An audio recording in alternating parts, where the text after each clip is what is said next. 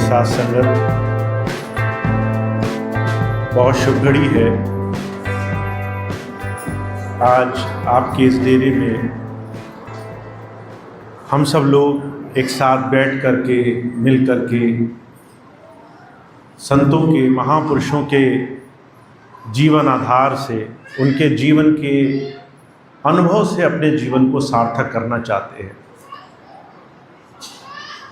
हमारे जीवन में किसी संत का, किसी महापुरुष का मिलने का सौभाग्य प्राप्त हो जाना, ये बहुत खास मकसद के लिए है। हम अपने जीवन में कुछ ऐसी चीज़ें गुरु की कृपा से प्राप्त कर सकते हैं जो हमें अन्यथा संसार में किसी भी और चीज़ से नहीं मिलेगी। संसार में धन, दौलत, रुपए, पैसे, संसार की पदवी, बड़ी बड़ी चीज़ों से भी जो नहीं मिलेगा, वो गुरु आपको देना चाहता है। और वो क्या है कि हमारा मन, हमारा चित्त ये संसार के झूठे नशे छोड़ दे, सच्चे नाम के नशे से जुड़ जाए और जीते जी इसे ये समझ में आ जाए कि जीवन में सच्चा सुख, सच्चा आनंद क्या है। इसलिए महापुरुषों ने एक बात को बड़ा जोर देकर कहा है, अगर तुम्हें गुरु मिल जाए तो नाम पकड़ के रखना। कलयुग में एक नाम अधारा, सिमर सिमर नर उतरस पारा। कलयुग है, चारों तरफ हाहाकार है, कोई किसी का सगा नहीं है। जिससे तुम भरोसा करोगे उसी से धोखा हो जाएगा। ऐसे में जीवन बचेगा कैसे? गुरुवाणी कहती है नाम ही एक आधार है। कोई और संसार में कब मन के हाथों बिक जाएगा, मन कब किसे ठग लेगा, हम कल्पना तक नहीं कर सकते। आपकी आंखों देखी घटनाएं होंगी। जो कभी कहता होगा कि मैं तुम्हारा दोस्त हूं, तुम्हारा सबसे सच्चा सहयोगी हूं, एक बात दिल को खटकी, कोई एक बात बुरी लगी, सालों साल की दोस्ती, सालों साल का साथ लोग छोड़ते हुए कई बार पल भर की देर नहीं लगाते। ये कलयुग का प्रभाव है। ये संसार में काल और माया का असर है। यह विषय और विषाक्तों का असर है। तुम चाहोगे भी तो संसार के मन से भय नहीं निकाल पाओगे। लोगों के अंदर से संसार के तरह तरह के स्वार्थ नहीं निकाल पाओगे। ऐसे में गुरुवाणी कहती है एक ही चीज का आधार हो तो जीवन बनेगा, नाम का आधार हो। नाम क्या है बहुत से लोगों को नहीं पता है। बहुत से लोग सोचते हैं गुरु मंत्र नाम होता है, गुरु के दिए हुए शब्द नाम होते हैं, गुरु जी ने जो कान में फूंक दिया वो नाम होता है। नाम कोई शब्द, अक्षर, कोई जबान से निकली हुई बात नहीं होती। महाराज जी कहा करते थे जीवन को उस प्रभु से जोड़ने की कला का नाम रखा गया है।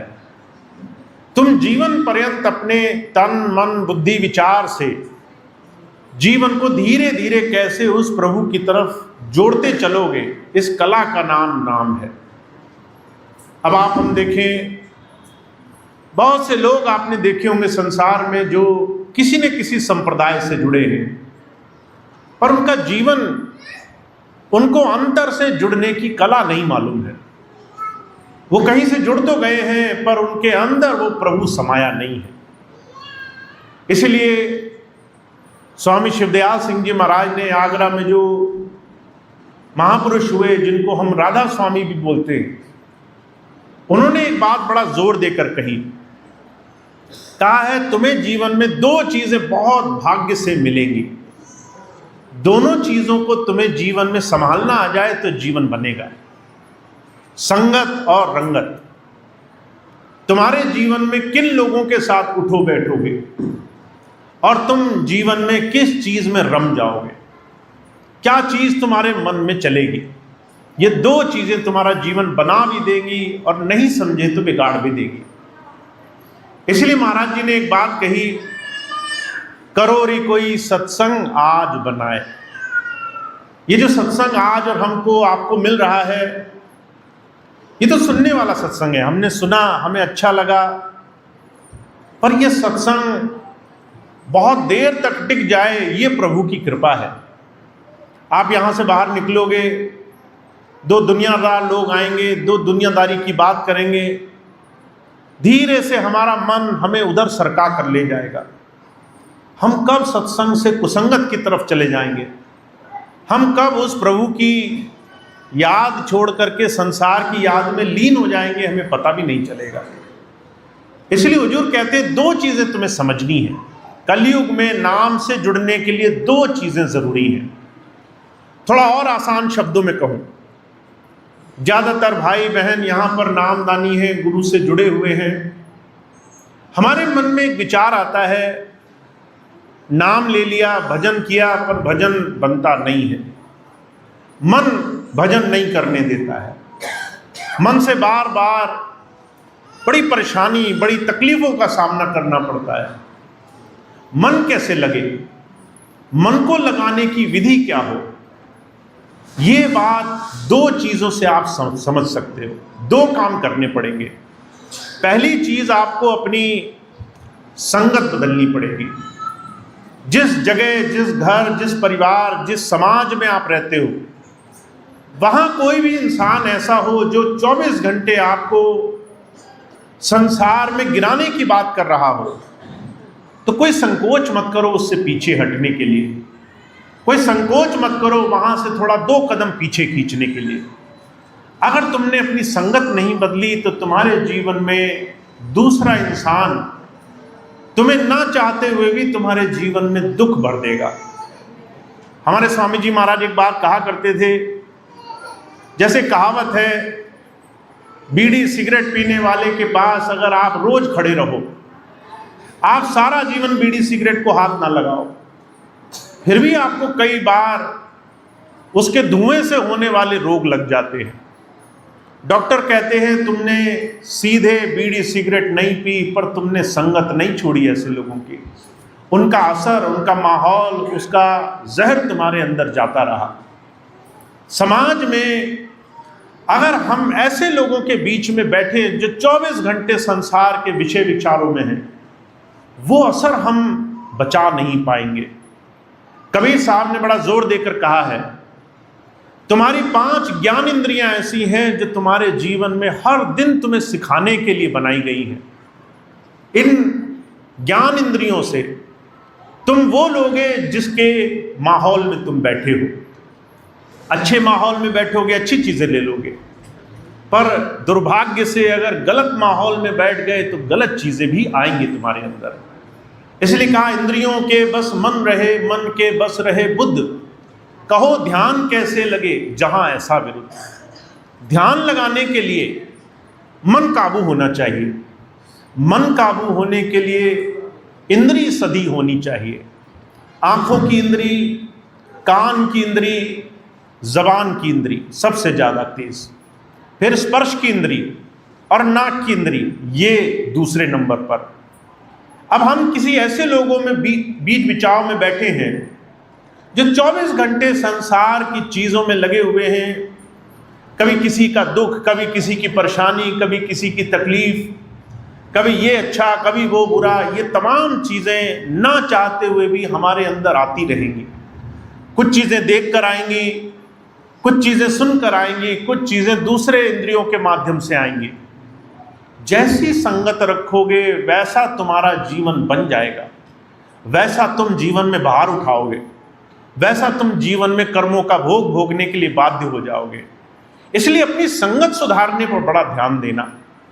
अगर तुम्हें गुरु की कृपा मिल गई, नाम मिल गया, तुम्हें यह बात समझ में आ गई कि जीवन में बाहरी सारे काम तो बन जाएंगे, पर तुम्हारे अंदर से सुख और शांति तुम्हें सिर्फ उस प्रभु के साथ जुड़ने से मिलेगी, तो तुम्हें अपनी संगत को सबसे पहले सुधारने पे काम करना है। अब आप सोचेंगे कई जगह तो ऐसी होती हैं जहां संगत नहीं सुधारी जा सकती। हम ऐसे लोगों में रहें, उठते बैठते रहें, जो 24 घंटे परेशान रहते हो, उनसे दूर भी ना हुआ जा सके तो कैसे करेंगे?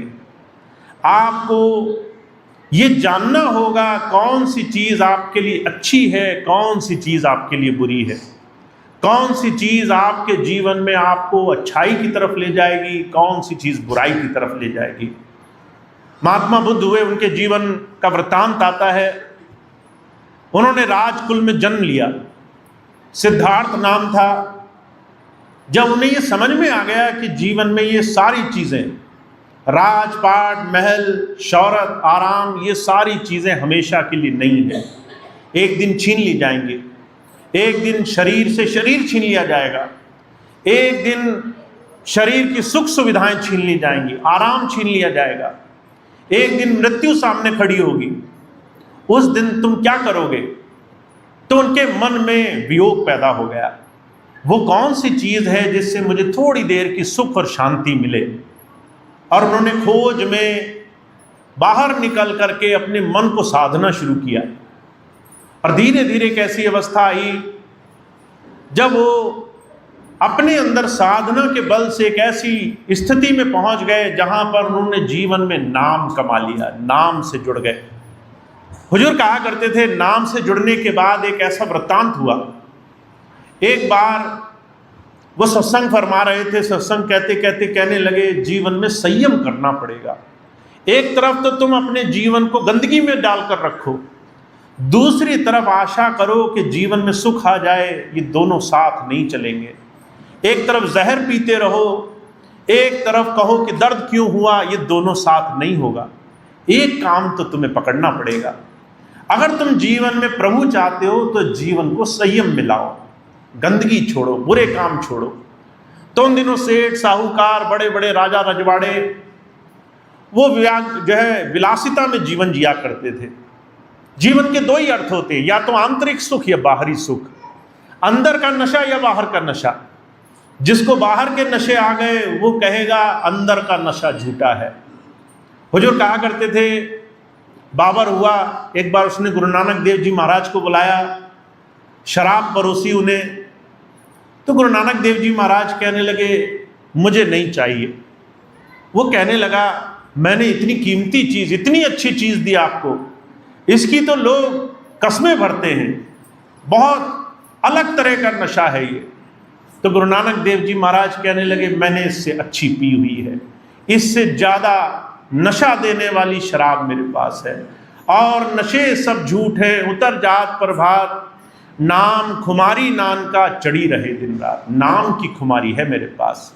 तो जो कहा करते थे, या तो बाहर के नशे या अंदर के नशे, या तो बाहर के सुख या अंदर के सुख। अब सेठों को, बड़े बड़े राजा रजवाड़ों को ये बात बुरी लगी। गुरु नानक देव जी महाराज, महात्मा बुद्ध कहते हैं, संयम का जीवन जियो। तो एक सेठ आया, ऐसी सभा लगी थी, पीछे खड़ा हुआ सत्संग में, बीच सत्संग में आकर के पीछे से जोर जोर से चिल्लाने लगा, बड़ी गालियां निकाली, बड़े अपशब्द बोले। उनको देख करके महात्मा बुद्ध मुस्कुराते रहे। यह आसान बात नहीं है। आपको अगर कोई गालियां निकाले और आपका प्रतिक्रिया आपके मन से उसके लिए बुरा ना निकले, कभी अगर बस हो तो करके देखना। कोई आए आपके घर में और आपको बड़ा बुरा बोले, आंखें दिखाए, खूब आपके लिए अपशब्द बोले, खूब आपको गलत बात बोले, और आप मुस्कुरा के देखने की कोशिश करना। आसानी से नहीं होगा। मुस्कुराने के लिए आपको बड़ा संयम साधना पड़ेगा, उसको क्षमा करना पड़ेगा, उनकी तमाम बातों से ऊपर उठना पड़ेगा। महात्मा बुद्ध ये कला सीख चुके थे। जब वो मुस्कुराते रहे तो सेठ को बड़ा दुख हुआ, मैंने तो इतना बुरा बोला, इनको असर क्यों नहीं हुआ। आखिर में हार गया, हाथ जोड़कर आया, पूछा, महाराज मैंने तो आपको इतनी गालियां निकाली, आपने एक बात का भी उलटकर जवाब नहीं दिया, मुस्कुराते रहे, आखिर इसके पीछे वजह क्या है। गुरु उस वक्त महात्मा बुद्ध कहने लगे, तुम जिस इंसान से मिलने आए वो इंसान अब यहाँ नहीं रहता, तुम जिस इंसान को भड़काने आए वो इंसान अब यहाँ नहीं रहता, वो बदल चुका है। अगर तुम्हें वो इंसान चाहिए था तो 12 साल पहले आना था, जब मैं राजा था। तुम मुझे घूर कर देखते तो तुम्हारी आंखें निकलवा लेता, तुम जबान में अपशब्द लाते तो तुम्हारी जबान कटवा देता, तुम अगर मुझे बुरा बोलने की कोशिश करते तो टुकड़े करवा देता। आज मैं बदल चुका हूँ, आज मेरे अंदर ये भाव जाग चुका है, तुम कुछ भी कहो, किसी भी बात को अच्छा और बुरा सोचने और उसको लेने का अधिकार मेरा है। इसलिए हमारे स्वामी जी महाराज एक बात कहते हैं, तुम्हें अपने जीवन में संगत का सुधार करना पड़ेगा। तुम्हारे चारों तरफ लोग कुछ भी कहें, तुम्हें वो बात तुम्हारे लिए फायदेमंद है या नुकसानदायक है, इसको समझना पड़ेगा। संसार में जो लोग विषाक्त करते हैं, हुजूर कहा करते थे, वो असर से खाली नहीं है। इसलिए हमारे स्वामी जी महाराज जब नाम दिया करते थे तो पहला नियम उनका क्या था? शुद्धता रखना। शुद्धता, तन की शुद्धता ये है कि तुम्हें मांस, शराब, दूसरे बाहरी नशे नहीं करने। पर मन की शुद्धता क्या है? विचार की शुद्धता क्या है? कि सामने वाला कुछ भी तुम्हें बोले, वो सारी बातें तुम्हारे लिए हैं या नहीं है, इसका पहले निर्णय कर लेना। अगर कोई किसी की निंदा करता हो, चुगली करता हो, बुराई करता हो, किसी के लिए गलत बात बोलता हो, किसी के लिए उल्टे सीधे बातें बोलता हो, उससे तुम्हें फायदा होगा या नहीं होगा, ये समझना होगा तुम्हें। क्योंकि हर एक बात जो तुम ऐसे ही अपने मन में आने दोगे, वो तुम्हारा भजन खराब कर देगी, तुम्हारा ध्यान सिमरन खराब कर देगी, तुम्हारे जीवन में तुम्हें आगे जाने के रास्ते पर विराम लगा देगी, वहां रोक लगा देगी। अब ये बात सिर्फ एक नहीं, हजारों महापुरुषों ने जीवन से कही है। सुकरात एक बहुत बड़े महापुरुष हुए। एक बार उनके पास एक व्यक्ति गया, कहने लगा, मैं आपको आपके मित्र की सच्चाई बताना चाहता हूँ। आपका मित्र बड़ा ढोंगी है, बड़ा मक्कार है, बड़ा झूठा है, मैं उसके बारे में कुछ सच्चाई आपको बताना चाहता हूँ। सुकरात ने उसको रोक दिया, कहने लगे, पहले मेरे 3 सवालों का जवाब दो। अब वो आदमी मजबूर हो गया, मैं तो चुगली करने के लिहाज से आया था, सुकरात मेरी बात नहीं सुनते, 3 शर्तें लगा दी। तो उसने मजबूर होकर के सुकरात से कहा, बताओ कौन सी 3 बातें हैं? सुकरात ने पहली चीज पूछी, जो तुम मेरे मित्र के बारे में बताना चाहते हो, क्या वो आंखों देखा है? तुमने खुद देखा है वो, या सुनी सुनाई बात है? तो वो कहने लगा, सुनी सुनाई बात है, आंखों देखा कुछ नहीं है। दूसरी बात पूछी, क्या वो बात जो तुम मुझे बताना चाहते हो, उससे मेरी दोस्ती बनी रहेगी उससे? तो वो कहने लगा, बात तो खराब है, दोस्ती तो नहीं बनी रहेगी, हो सकता है मन में खटास पड़ जाए। तीसरा सवाल पूछा सुकरात ने, अच्छा ये बताओ, कम से कम उससे मेरा फायदा तो होगा, तुम जो मुझे बताओगे मुझे कुछ तो मिलेगा उससे? वो कहने लगे, इसमें कोई मिलने वाली बात नहीं है, ये तो मैं आपको ऐसी चीज बताने वाला हूं जिसमें सिर्फ उस आदमी की बुराई छुपी है। सुकरात ने पैर उल्टे किए, दूसरी दिशा में मुंह किया और चलते बने। उस आदमी को बड़ा दुख हुआ, कहने लगा, मैं कुछ बताना चाहता हूं, ये सुनने को तैयार नहीं है। भागा भागा गया पीछे, कहने लगा, महाराज ऐसा क्या आपने सुन लिया कि आप मुझसे बात करना नहीं चाहते? सुकरात कहने लगा, ना मेरा फायदा, ना मेरी मित्रता टिकेगी, ना तेरी आंखों देखी, तेरी बहमी बातों में अगर मैं अपना जीवन बर्बाद करने लगूं तो मेरा जीवन यहीं खंडित हो जाए, मेरा जीवन यहीं बर्बाद हो जाए। महापुरुषों ने, संतों ने, शिष्यों ने, प्रभु प्राप्त योगियों ने, हम और आप जैसे प्रेमियों ने जब भक्ति करी है तो उन्होंने एक पर्दा बनाया है।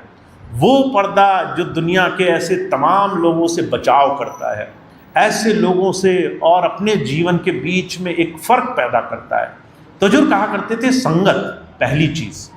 अगर तुमने संगत बना ली तो तुम्हारे जीवन में बहुत बड़े बड़े काम बड़ी सहजता से बन जाएंगे। अगर गुरु प्रेमियों की संगत हो गई तो वो गुरु प्रेम की ऐसी बात कहेंगे कि मन में गुरु दर्शनों की हूक पैदा हो जाएगी। अगर मनमतों की संगत पड़ गई तो ऐसी बात कह देंगे कि तुम्हारे मन में उस प्रभु, उस संतों के प्रति मन में शोक, मन में बहुत हीन भावना पैदा हो जाएगी। महाराज जी कहा करते थे, अलग अलग तरह के उदाहरण हैं संसार में, कैसे संसार में अलग अलग महापुरुषों ने संगत को बड़ा जोर दे करके कहा है। और आज हम कलयुग में बैठे हैं, जिस कलयुग में हर घर हर पल चारों तरफ लोग बिना अपनी बातें, बिना अपने विचारों को तोले मोले सिर्फ संसार में अपने विचार ऐसे ही फेंक देते हैं। ऐसे में आपको अपनी संगत का सुधार बहुत करना पड़ेगा। दूसरी चीज आप समझो, अगर आप भजन बनाना चाहते हो, अगर आप चाहते हो गुरु मिल गया पर गुरु आपके अंदर आपको दर्शन दे। हमारे स्वामी जी महाराज एक बात कहा करते थे, गुरु तुम्हारे अंदर होना चाहिए, बाहर तुम उससे मिल पाओ नहीं मिल पाओ उसका भी कोई हर्ज नहीं है। एक बात बार बार कबीर साहब की महाराज जी दोहराया करते थे, गुरु बसे बनारसी सिख साथ समंदर तीर, एक पल कभी न बीछड़े जो गुण होए शरीर। ऐसा तो नहीं होगा कि तुम हमेशा गुरु जी के पास बैठ पाओ, ऐसा तो नहीं होगा कि हमेशा उनकी नज़दीकी मिले, हमेशा उनसे अपनी बात कह सको, हमेशा उनकी बात सुन सको। पर गुरु अगर शरीर होता, सिर्फ देह होता, सिर्फ बाहरी जामा होता, तो तुम्हारे लिए गुरु का बाहरी रूप से जुड़ना ज़रूरी होता। गुरु एक शक्ति है, एक ऐसी ताकत जो तुम्हारे अंतर मन में, तुम्हारे हृदय में वास करती है, तुम्हारे अंतर स्थान होता है उसका। अब ऐसे गुरु को आपको अंदर देखना जानना ज़रूरी है, उसके साथ अंतर जुड़ना ज़रूरी है। अगर आप अंदर नहीं जुड़े तो बाहर से भी नहीं पहचान पाओगे, और अगर अंदर नहीं जुड़े तो बाहर से जुड़ने से भी काम नहीं चलेगा। बाहर महीनों में एक बार फुर्सत मिलेगी, अंदर तुम्हारे हर रोज़ मन तरह तरह की चतुराइयाँ करेगा। उस हर रोज़ की चतुराई से एक दिन का दर्शन काम नहीं आएगा, एक बार का मिलना काम नहीं आएगा। कहा सूरमा का रण में जूझना, घड़ी एक का काम, नित उठ मन से जूझना बिन खांडे संग्राम। सत्संगियों की, प्रेमियों की जो सबसे ऊंची अवस्था है वो ये कि वो हर रोज़ उठेंगे, हर रोज़ नींद से जागेंगे और हर रोज़ मन उनसे लड़ने के लिए तैयार हो जाएगा। हर रोज़ मन गिराना चाहेगा आपको, हर रोज़ आपको विषयों में ले जाएगा। आप सुबह उठोगे कि भजन कर लें, मन कहेगा थोड़ा और सोना है। आप कहोगे आज सत्संगत कर लें, वो कहेगा काम बहुत है। आप कहेंगे आज सेवा कर लें, वो कहेगा दूसरे काम कर लो जो ज़्यादा फायदेमंद है। मन हर रोज़ आपको तोड़ने की कोशिश करेगा, हर रोज़ गलत जगह ले जाने की कोशिश करेगा। जहाँ आपको भौतिक सुख मिल जाए, छोटे झूठे सुख मिल जाए, वहाँ ले जाकर बिठा देगा। तो जो कहा करते थे, एक दिन महीने में साल में तुम्हें दर्शन मिल गए, अंदर से तुम खाली रहे तो भी काम नहीं बनेगा। इसीलिए दूसरी बात जो सभी महापुरुषों ने बहुत जोर दे करके कही है, तुम्हारा भजन, तुम्हारा ध्यान ये बनना चाहिए। इस ध्यान से तुम्हारा जुड़ना बड़ा ज़रूरी है। अब ध्यान कैसे जुड़ेगा, मैं एक छोटी सी चीज़ पहले मिथक दूर कर दूँ। ध्यान बहुत मुश्किल चीज़ नहीं होती है। आपको लगे ध्यान तो बहुत मुश्किल होता है, घंटों घंटों करना पड़ता है, घंटों के ध्यान के बाद हमें थोड़ा सा असर होगा, ऐसा नहीं है। ध्यान आपके घंटों का समय नहीं चाहता है। ध्यान गुरु की भक्ति, गुरु का जुड़ाव, आपके सच्चे मन से दिया हुआ एक क्षण का समय भी पर्याप्त होता है। एक क्षण भी अगर सच्चे दिल से आपने उसको याद किया तो वो काफ़ी है। का एक घड़ी आधी से पुनियाद, तुलसी संगत साथ की हरे कोट अपराध। एक क्षण भर आपने सच्चे दिल से उसको याद किया, उतना काफ़ी है। बाबा जी के जीवन की घटना आती है। एक बार बाबा सावन सिंह जी महाराज फ्रंटियर मेल से कहीं जा रहे थे। एक ऊँटनी पर बैठे हुए पठान ने चलती हुई ट्रेन से एक पल भर के लिए बाबा जी को देखा। उनकी चेहरे की तरफ नज़र गई, बाबा जी के चेहरे की रूहानियत, उनके चेहरे की खूबसूरती, उनका वो अंतर से नूर उसके मन में एक पल के लिए असर किया। अंदर से एक आवाज़ निकली कि वल्ला क्या नूरानी चेहरा है, एक पल के लिए। और उसके बाद उसे सारा जीवन बाबा जी के दर्शन होते रहे। जब अंत समय वो गया तो वो लोगों को कहता था, कोई सफ़ेद दाढ़ी वाले, कोई बाबा, कोई महापुरुष, चेहरे से नूर, वो बार बार दर्शन देते हैं। मरते समय ऐसी बातें बोल बोल करके उसने कई लोगों को चिताया। एक सत्संगी अपने घर से एक फ़ोटो लेकर आए जो बाबा सावन सिंह जी महाराज की थी, तो वो देखते ही पहचान गया। कहने लगे यही है, इन्हीं ने मुझे हर दिन दर्शन दिए, ये हर रोज़ मेरे अंदर आते हैं। तो आप ये मन से भाव निकाल दो कि आपको घंटों बैठना पड़ेगा। आपको घंटों नहीं बैठना है। आपको ये नहीं सोचना है कि मैं कितनी मेहनत कर ले जाऊंगा, मैं कितने घंटों बैठता हूँ। ये भजन की सच्चाई नहीं है। भजन प्रेम की बात है। इसलिए उद्धव जो कृष्ण के बहुत प्रेम भक्त कहलाए जाते हैं, जब वो गए गोपियों को समझाने के लिए कि तुम्हें कृष्ण से प्रेम कर देना छोड़ देना चाहिए। कृष्ण की भक्ति करो, तुम साधना करो, ध्यान करो कृष्ण का, तुम उससे प्रेम क्यों करती हो? तो जो है गोपियां कहने लगी कि ये तो प्रेम की बात है उद्धव, बंदगी तेरे बस की नहीं है। यहाँ दिल देकर होते हैं शायदे, आशिकी कोई सस्ती नहीं है। प्रेम से प्रभु पाया जाता है, यहाँ पर बुद्धि से, ताकत से, तरह तरह से, अलग तरह के दावों से प्रभु नहीं पाया जाता। तो एक बात आपको दिल में बिठानी पड़ेगी, घंटों साधना का सवाल नहीं है, प्रेम भरी साधना का सवाल है। प्रेम से हम करते हैं कि नहीं करते? तो अगर हमने 5 मिनट किया, क्या उस वक्त प्रेम शामिल था? क्या उस वक्त प्रेम से अपने मालिक को याद किया? क्या उस वक्त पूरा समर्पण और प्रार्थना भाव से हमने अपने सद्गुरु को याद किया? मैं कई बार बहुत से भाई बहनों को देखता हूँ, वो आए पूरा दिन काम करके, आते आते किसी से लड़ गए। जब घर में उन्होंने प्रवेश किया तो एक उन्होंने नियम बना रखा है, भजन पे बैठना है। घड़ी देखकर 1 घंटा भजन भी बैठ गए और फिर कहने लगे मन नहीं लगा। आप खुद कल्पना कीजिए, मन कहीं और था। शरीर से हमने सिर्फ रिवाज पूरा किया, सिर्फ हमने नियम पूरा किया, सिर्फ हमने बाहरी तरीका पूरा किया।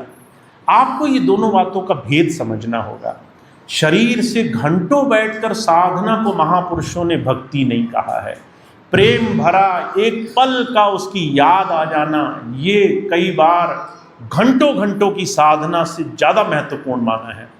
हुजूर कहा करते थे, स्वामी शिवदयाल सिंह जी महाराज ने तो यहाँ तक कह दिया, कहा जब जब चोट पड़ी दुखन की, तब तब डर डर भजन कियारी, देखो दया मेहर सतगुरु की, उसी भजन को मान लिया री। हमें चोट लगी, दुख पड़े हम पर, हम बड़े तकलीफ में आ गए और तभी हमने उसे याद किया।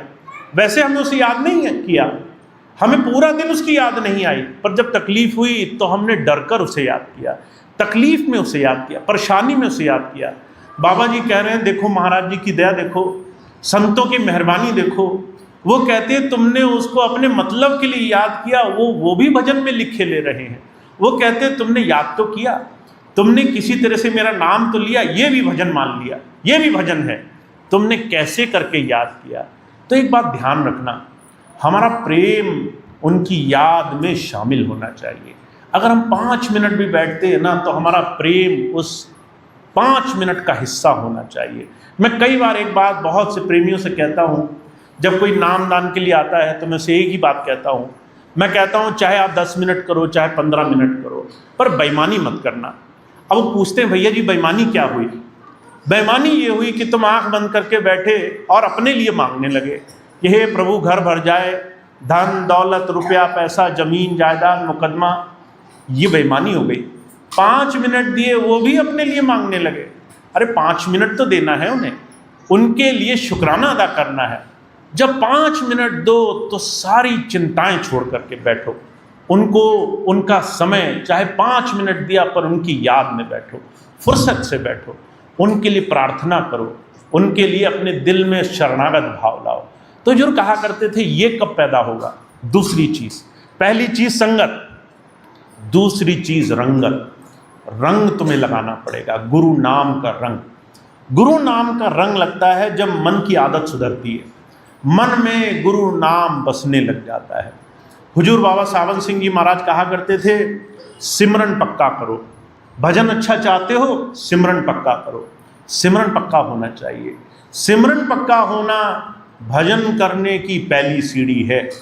तुम्हें शब्दी नाम मिल गया, पंच शब्दी नाम मिल गया, अब उस नाम को तुम्हें दिन दिन रात रात सुबह दोपहर शाम जब भी फुर्सत मिले उस नाम को करने की आदत डालनी है।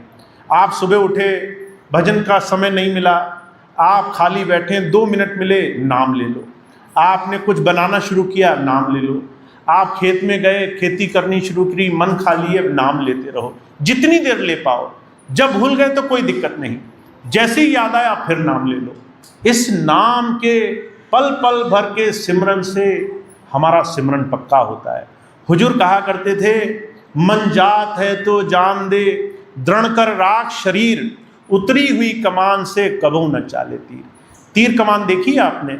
अगर कमान न लगी हो तीर में पीछे, आप हाथ में तीर लेकर खड़े रहो, जब तक वो कमान खिंचेगी नहीं तीर आगे नहीं जाएगा।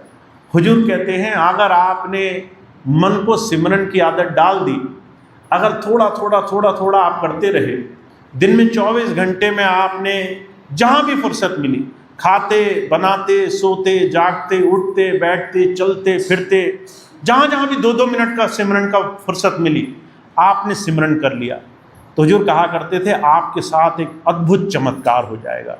कबीर साहब इस बात को कहते हैं, कहते जाप मरे अजपा मरे अनहद हु मर जाए, सुरत समानी शब्द में ताको काल नहीं खाए।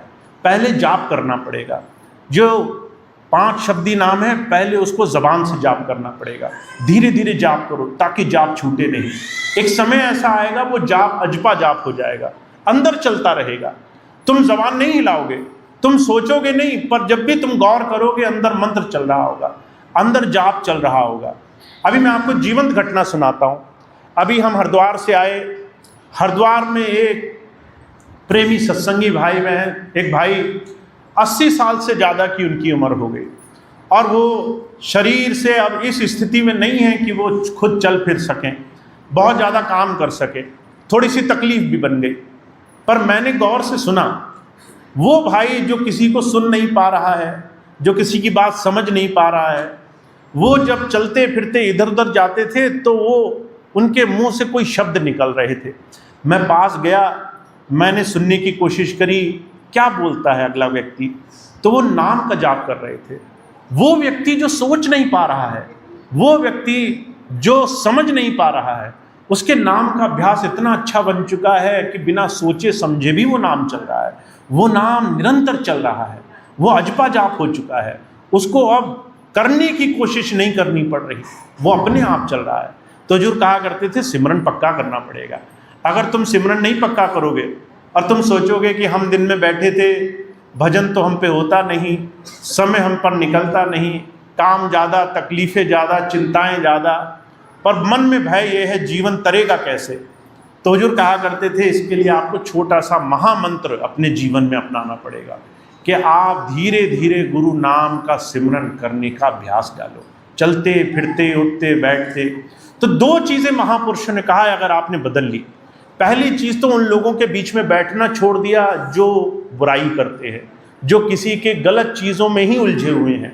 दूसरा, आपने मन को नाम से जोड़ना शुरू कर दिया, तो आप अपने जीवन में चमत्कार देखोगे। आप थोड़ा ही समय बिताओगे और आप देखोगे आपके चलते फिरते नाम में खुमारी जगने लग गई। तीसरी चीज़ क्या कही, कहते हैं अनहद आपके अंदर प्रकट होता है। अनहद कहते हैं शब्द को, अंदर से आ रही आवाज़ को। आपको बिना भजन की आवाज़ आने लग जाएगी, आप ध्यान पर नहीं बैठे तो भी अंदर शब्द धुनकार खुल जाएगी, अंदर से आवाज़ आने लग जाएगी। स्वामी जी के कितने प्रेमी शिष्य ऐसे हैं जो है भजन पे नहीं बैठते, जब उनसे पूछो माता आवाज़ आ रही है, कहती हाँ बेटा आवाज़ तो आ रही है, अंदर से आवाज़ निरंतर आती रहती है, अंदर से धुन चलती रहती है, शब्द खुला हुआ है। हुजूर कहा करते थे ये शब्द खोलना गुरु की सबसे बड़ी दया मेहर होती है, वो आपको शब्द के माध्यम से इस अनहद से अपने जीवन में साधता है। तो हम तो बहुत भाग्यशाली हैं, हमें जीवन में बहुत कुछ करने का मौका मिला है। हम अगर चाहें तो हम अपने जीवन में अपने मन का बहाव मोड़ सकते हैं, इस मन को इस विषयों के पीछे भागने और तमाम दुनिया की तमाम लोगों में भटकने से रोक सकते हैं। उसके लिए थोड़ा सा जीवन में साधना हमारे आ जानी चाहिए। तो 2 चीज़ें अगर आपने पकड़ लिया आज, तो आपके जीवन में काम बन जाएगा। मैं हमेशा हर एक सत्संग के बाद एक बात कहता हूँ सभी प्रेमियों से, आप आज आए सत्संग से, पर यह सत्संग बहुत ज़्यादा टिकेगा नहीं आपके अंदर। आप यहाँ से उठोगे तो 1 घंटे बाद कोई आपसे पूछेगा आज सत्संग में क्या बोला गया, तो आप में से 80% लोग ऐसे होंगे जिनको याद नहीं रहेगा, कुछ को कल नहीं याद रहेगा। अगर 1 हफ्ते बाद किसी से पूछा गया आज यहाँ सत्संग हुआ था, तो लगभग 99% लोग ऐसे होंगे जिन्हें नहीं पता होगा कि सत्संग में क्या कहा गया। सत्संग जाते देर नहीं लगेगी, सत्संग को पकड़ना पड़ेगा। आज अगर आप सत्संग से घर जाओ तो 2 बातें गांठ बांध कर ले जाना जो भी अच्छी लगे, और मन में संकल्प बांध लेना कि आज से, आज की तारीख से और अगले महीने की इसी तारीख तक 30 दिन मैं इन 2 बातों को जीवन में करके देखने वाला हूँ। ये 2 चीज़ें मैं अपने जीवन में अभ्यास करके देखूंगा। जो भी 2 चीज़ें अच्छी लगी, मैंने तो 2 चीज़ें बताई, संगत और रंगत, पर आपको जो भी अच्छी लगी, आप कहो ये 2 बातें मैंने पकड़ ली, पूरा महीना मैं इसको करके देखने वाला हूँ, इसके बाद मैं देखूंगा गुरु की बात का असर है या नहीं है। इस बड़ी भरी दया से गुरु आपको जोड़ता है, जीवन बदल के हमारे जीवन में परिवर्तन ला करके हमें अंतर से वो मालो माल कर देता है। तो आप और हम बहुत भाग्यशाली हैं, बहुत कुछ सीखना है हमें, जीवन में बहुत कुछ पाना है अपने गुरु से, पर उसको पाने के लिए हमेशा तैयार बने रहना, हमेशा इस भाव से तैयार रहना कि आप क्या सीख सकते हो, कैसे कुछ पा सकते हो, जीवन में कैसे आपको कुछ प्राप्त होगा। जिस दिन आपने ऐसा अपने आप को बना लिया, उस दिन आपको हर दिन कुछ ना कुछ गुरु की कृपा से हर क्षण आपको प्राप्त होता रहेगा। जीवन में आपका जीवन गुरु की कृपा से मालो माल हो जाएगा। तो ये संतों महापुरुषों की बात है। जीवन हमें सुधारना है, जीवन बनाना है, ऐसा बनाना है जिसमें हम अंतर मालो माल हो जाए। ये बात महाराज जी कहा करते थे कि हर एक महापुरुष ने इस बात पर जोर दिया है कि कैसे हम जीवन को बना ले जाएं, जीवन का निर्माण कर ले जाएं। आज हमारे पास अगर वो अवसर है तो इसको आप हर रोज़ दिन प्रतिदिन अपने जीवन में बनाने लग जाइए। तो इतनी बात कह के मैं अपनी बात समाप्त करता हूँ। आज आपके बीच बैठ करके इस बड़े सुंदर कार्यक्रम का हिस्सा बन करके गुरु की कृपा से हमने बहुत कुछ पाया, पर अब इस चीज़ को हम और जीवन में ले जा सकें, इसके लिए हमें कुछ संकल्प लेना है, जीवन में कुछ अपने साथ ले जाना है, ताकि गुरु की कृपा हमारे जीवन में बनी रह सके। तो इतनी बात कह के मैं अपनी बात समाप्त करूँगा। बहुत बहुत सभी प्रेमी भाई बहनों का धन्यवाद है जिन्होंने इतना अच्छा समय दिया। हमारी संगत में बहुत सारे प्रेमी सेवादार भाई बहन हैं। आज के इस कार्यक्रम को इतना सुंदर बनाने के लिए उन्होंने दिन रात एक की है, एक एक तरीके से आकर सेवाओं में लगे हैं, बहुत प्रेम से सबके साथ मिले जुले हैं, बहुत प्रेम से एक दूसरे को जोड़ने का प्रयास किया है। उनके लिए बहुत बहुत आभार कि वो इस हर एक प्रयास से सबको एकजुट होकर के एक साथ जोड़ने में लगे हैं। एक मैं आखिरी बात कहूँगा, उसके बाद आज का कार्यक्रम समाप्त हो जाएगा। आप यहाँ पर हल्द्वानी की संगत और इस डेरे की संगत और स्वामी जी की महाराज की संगत, वो एक ही गुरुधारा से जुड़ी हुई है। प्रभु की महापुरुषों की जो मौज होती है वो अलग अलग नहीं होती। अगर आप अंतर जाकर देखेंगे, संतों और महापुरुषों के अंतर का जो भाव होता है एक ही होता है। बाहर से लोग जब नहीं समझ पाते तो उससे भेदभाव कर देते हैं, पर अंतर आप जाकर देखोगे तो महापुरुषों के बीच में कोई भेदभाव नहीं होता। तो आज ये धीरे धीरे ये संगत, ये सत्संग का कार्यक्रम कुछ इस तरह से शुरू हुआ है कि आपके इस डेरे की संगत और स्वामी जी महाराज की संगत एक साथ मिल बैठी है। पर एक चीज़ जो मैं बहुत ज़्यादा देखता हूँ वो मैं पहले से ही स्पष्ट कर देता हूँ। कई बार हम अपने से अलग जब किसी को कुछ करता हुआ देखते हैं तो हमारे मन में या तो उत्सुकता पैदा होती है, ये भय पैदा होता है। अगर आप कोई चीज़ किसी तरह से करते हैं, दूसरा व्यक्ति दूसरे तरीके से करता है, तो या तो आपको उससे डर लगने लग जाएगा कि कहीं ऐसा तो नहीं कि हमें बदल दे, हमारी चीज़ें बदल दे, हमारे तरीके, रीत रिवाज, हमारे साधन, भक्ति, प्रेम भाव बदल दे। या फिर आपको उत्सुकता होगी कि ये क्या सिखाना चाह रहा है। जो उत्सुकता की तरफ बढ़ रहे हैं उन्हें परमात्मा बहुत कुछ देता है। जो डर जाते हैं वो नाहक अपने जीवन में परेशान हो जाते हैं। तो मैं आपको एक ही बात कहना चाहता हूँ, जो हमारे स्वामी जी महाराज की संगत है उनका जुड़ाव बहुत ज़्यादा कबीर पंथी, तुलसी साहब, दादू साहब, दूसरे महापुरुषों से जुड़कर हुआ है। आप जी का बहुत सारा जुड़ाव गुरबाणी, सार वचन, दूसरे महापुरुषों के भाव से जुड़कर हुआ है। कई बार लगेगा कि कहीं ऐसा तो नहीं, हम जय नहीं बोलते, ये जय बोलते हैं, हम ये नहीं करते, ये वो करते हैं, कहीं ये गलत है, कहीं वो गलत है। आपसे मैं बस एक ही बात कहना चाहता हूँ, ये बहुत छोटी चीज़ें हैं। इन चीज़ों में कभी अपने मन को उलझने मत देना, क्योंकि आपका जो प्रेम है, जो अंतर की भक्ति, प्रेम भावना है, वो एक जैसी है। आप कोई भी भाषा बोलते हो, कोई गुरुमुखी बोलता हो, कोई बिहारी बोलता हो, कोई अवधी बोलता हो, कोई और भाषा बोलता हो, पर जो अंदर का प्रेम महापुरुषों से जुड़ जाता है, जब उस प्रभु के लिए किसी के अंदर हृदय से भाव जग जाता है, वो एक जैसा होता है, उसमें कोई भेद नहीं होता। गुरु तो ये देख सकता है, पर कई बार हम नहीं देख पाते और हम उन चीज़ों से कई बार भय खा जाती है। तो मैं आपसे एक ही बात कहता हूँ, आपको कोई बदलेगा नहीं, आपको कोई बदलना नहीं चाहेगा। आप जैसे हो वैसे अच्छे हो, जैसा जो है वैसा अच्छा है। किसी के प्रेम से आपका प्रेम न कम होगा, ना आपके प्रेम से किसी और के प्रेम को खतरा है। तो आप अपने प्रेम को महान समझ करके उसमें खूब श्रद्धा भाव से लगे रहना। दूसरा किसी तरीके से कहे उसे अपना भाई बंधु मान करके स्वीकार कर लेना कि दूसरे किसी माता पिता का दूसरा बच्चा है, हमारा ही भाई है, कोई दूसरी भाषा, दूसरे रिवाज, दूसरे तरीकों से आया है, पर प्रेम इसका उतना ही है, वैसा ही है। हमारे और उसके प्रेम में गुरु जी के लिए कोई कमी नहीं है, तो हमें और चीज़ों को ध्यान नहीं देना है। तो जिस दिन आप ऐसा कर लोगे, उस दिन आप 1000 संकटों से बच जाओगे। क्योंकि मैं ऐसी 1000 स्थितियां देख चुका हूं आज तक के जीवन में। मैं कई बार लोगों को ऐसी ऐसी चीज़ों में गिरते हुए देख चुका हूं जिसका मूल्य शून्य के बराबर होता है। छोटी छोटी चीज़ें, बाद में वो सर पीटते हैं कि अरे हमने ये चीज़ नाहक कितनी बढ़ाई, इस चीज़ में तो कुछ भी नहीं था, पर उससे नुकसान बड़ा भारी हो जाता है। तो अभी तो शुरुआत है, पहले से ही चेतावनी दे दी मैंने आपको कि आप प्रेम से अगर गुरु को सामने रखोगे, आप आगे बढ़ते चले जाओगे। अगर आप दूसरे को सामने रख दोगे कि ये तो फलाना करता है, हमारी तरह से नहीं करता, तो आपके मन में कहीं छोटी छोटी दरारें पड़ने लग जाएंगी।